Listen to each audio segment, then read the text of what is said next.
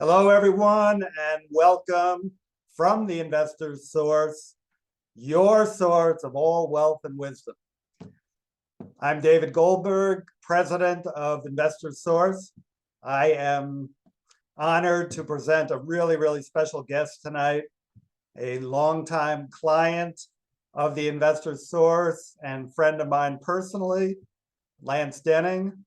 Lance and I have been doing business together through the Investor's Source for a number of years, and a little bit of a pause recently as Lance has moved his full-time business to Puerto Rico and other places, which we will hear about. So I'm not going to steal Lance's thunder. I'm going to let him introduce himself and tell us about his background, and then we'll really dive into it and see what Lance is doing in Puerto Rico. So Lance, why don't you start just giving us some history of your real estate career? And I know you were teaching real estate for quite a while, and give us some background leading up to what you're doing now. Yeah, so I bought my first property at 22 and I'm 54 now. I did fix and flips with houses for years, did buy and holds, and about 12 years ago, maybe 14 years ago, I pretty much sold everything off, and now I still consider myself a fix and flipper, but I do it for bigger projects. So I buy hotels and resorts and shopping centers and so on, and then I fix them up and resell them.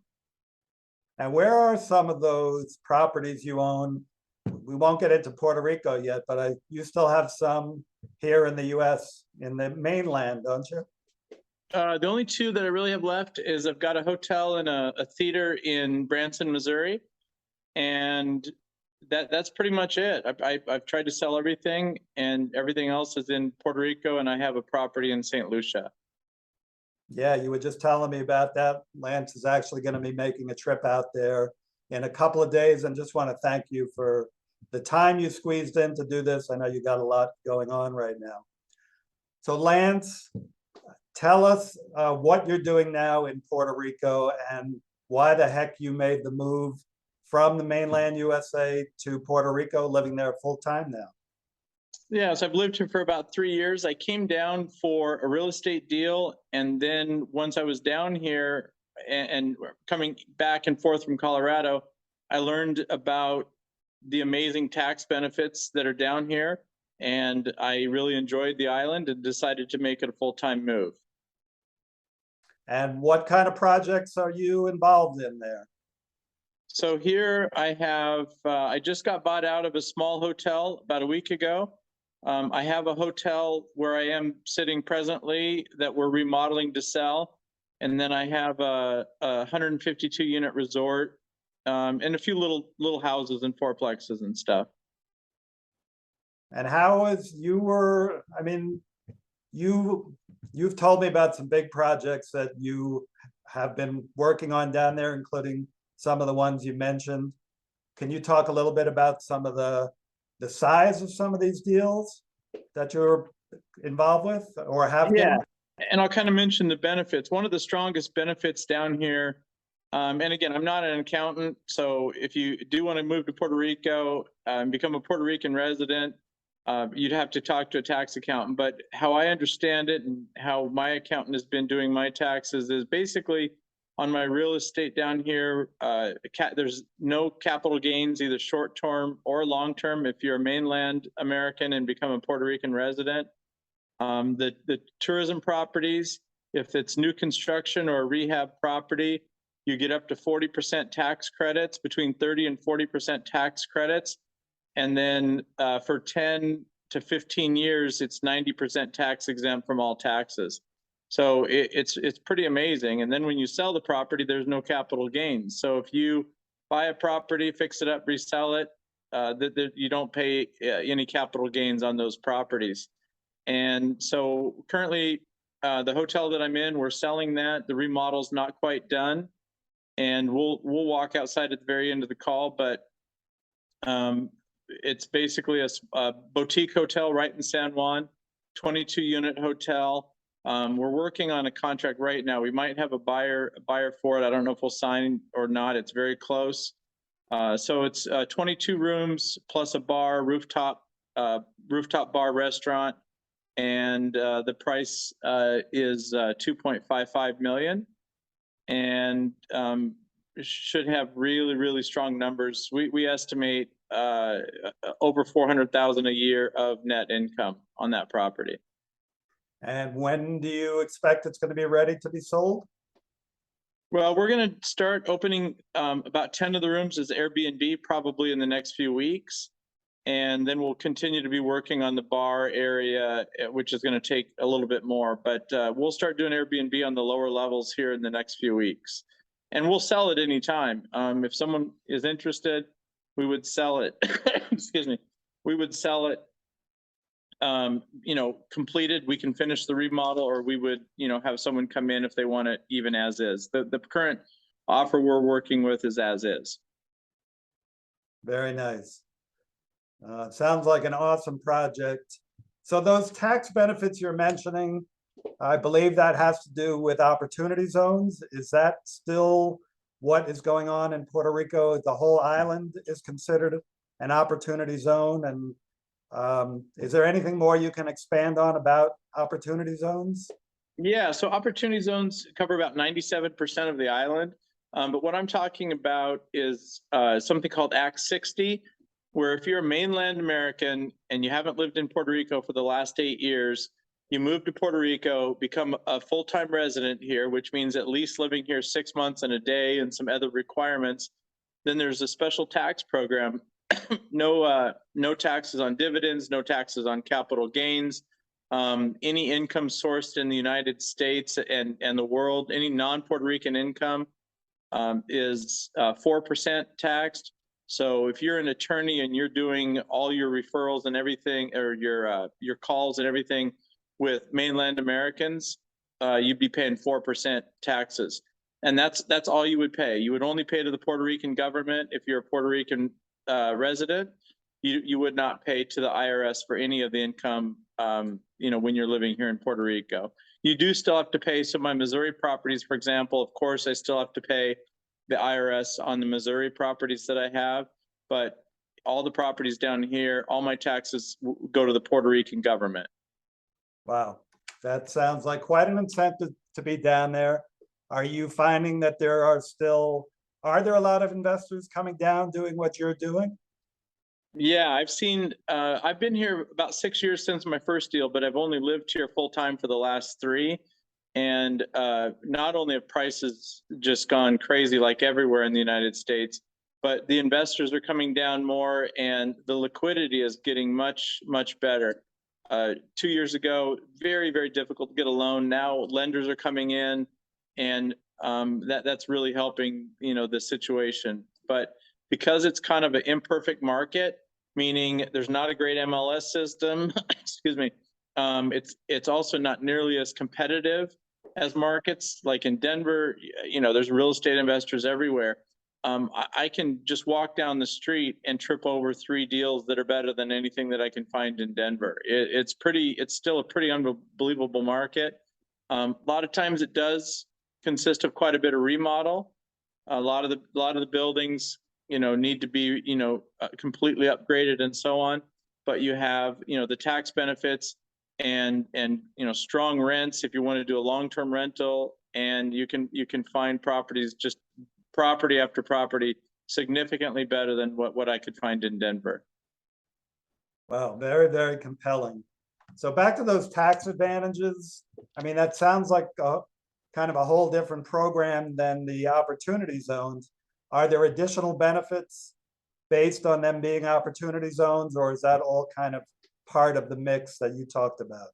Yeah, absolutely. What I just talked about is completely separate, but you can do some kind of combination of the two. Opportunity zone laws are slightly different here. There's some different little nuances for Puerto Rico, but for the most part, it's basically the same laws that you have, or the same rules that you have. It's just nice because nearly every single property in Puerto Rico is in an opportunity zone. So if you have money in the States that you want to bring down here, you can do it in an opportunity zone. The other thing is 1031 exchanges are not legal into Puerto Rico. Again, back to Puerto Ricans pay taxes, even though everyone here is a U.S. citizen. Puerto Ricans pay their taxes to the Puerto Rican government. And so 1031, which is an IRS rule, does not apply for Puerto Rico. So you can't do 1031s, but you can do the opportunity zones, and you can do that Act 60, which I mentioned, which is a phenomenal tax benefit. Right. And my understanding of the opportunity zones, it's been a while since I've been involved or with any kind of deals like that, but it's the big deferral of capital gains taxes, right? But are there even capital gains taxes down in Puerto Rico? I don't want to get too deep into the weeds on taxes, but. Yeah, so the opportunity zone, as you just said, it's kind of more of a deferral of your taxes. You're still going to pay taxes on those, but yeah, in Puerto Rico, if you're not on the Act 60, then it's very similar to the U.S. tax code, or pretty similar. You still pay capital gains and so on. It's just if you're under that special program where you become, an Act 60 person, where you become a Puerto Rican resident, then that's where you can get all those special tax advantages. Gotcha. Cool.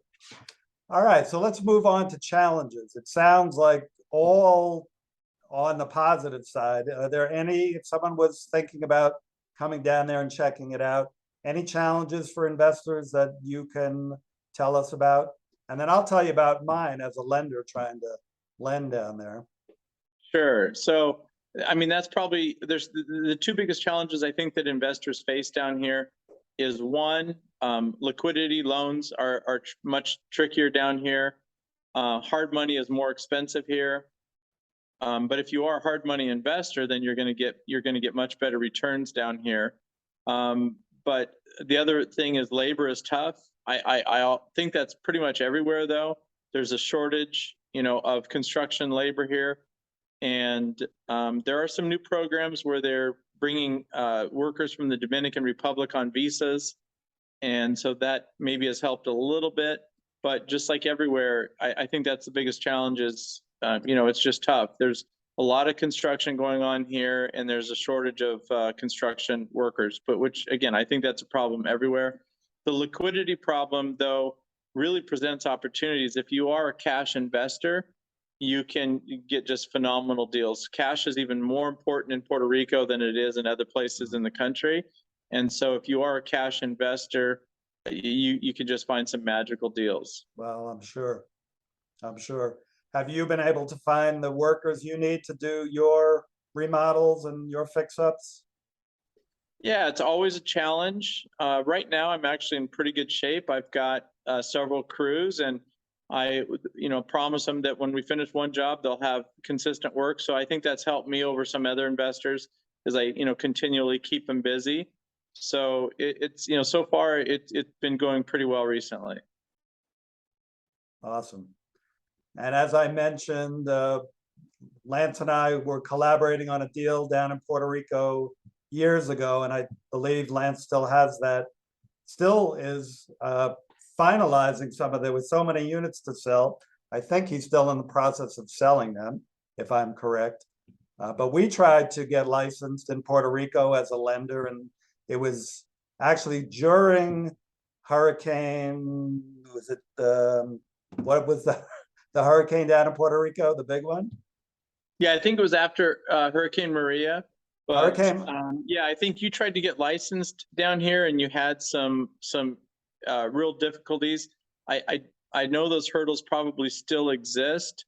I think what the hard money lenders, a couple of the guys that I know down here do, is they actually purchase the property, and then they do a lease back to the fix and flip person, and then that person has the opportunity to rebuy the property. So there's some ways. Now those are a little bit smaller lenders, but I do know that there's some challenges getting licensed down here for sure. Yeah, definitely an issue for us.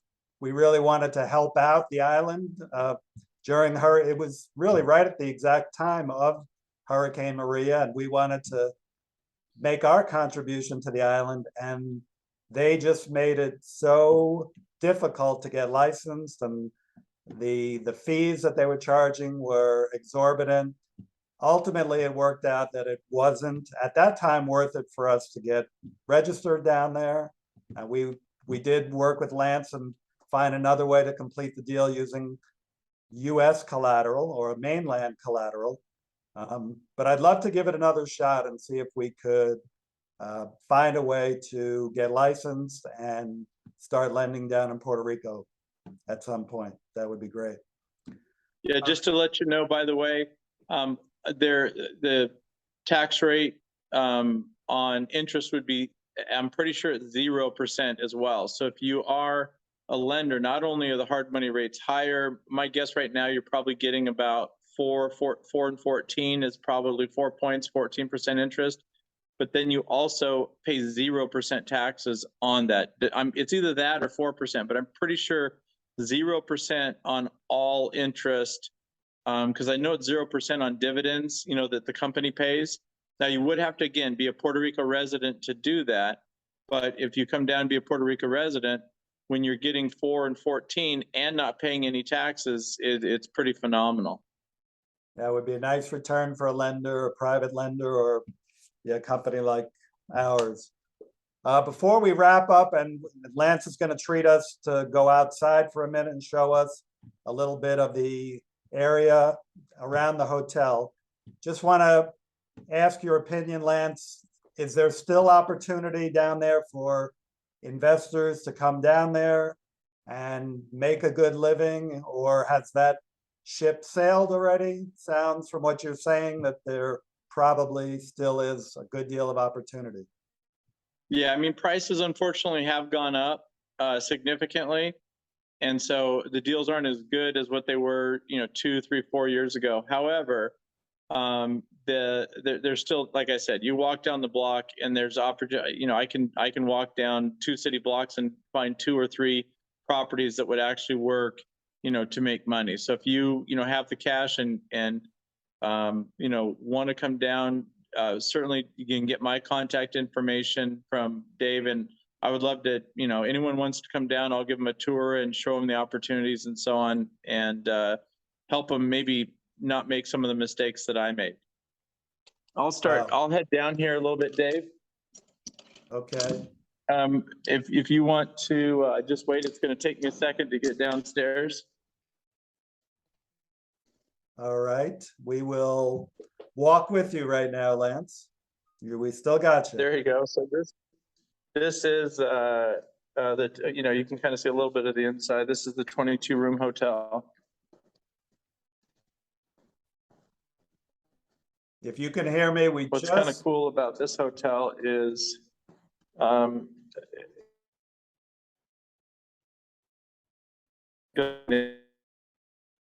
we're having some technical difficulties now with your phone. And so, just a second. Can you still hear me? I can hear you. We can hear you now. And you're there you go.